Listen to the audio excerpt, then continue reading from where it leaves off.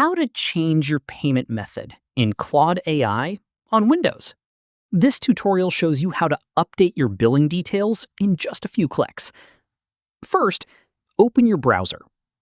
Go to Claude AI and sign in. After that, click your initials or name in the bottom left corner.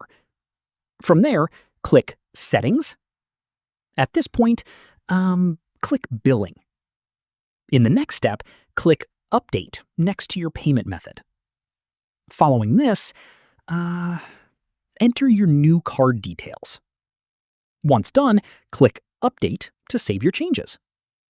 Keep in mind, the new card becomes your default payment method, and all future renewals are charged to it, with no separate option to remove the old one. Finally, check the billing page to confirm your new card now shows as active. And that's it. If this guide helped you change your payment method in Claude AI, give it a like, subscribe for more PC tutorials, and tap the bell icon for updates. See you in the next one.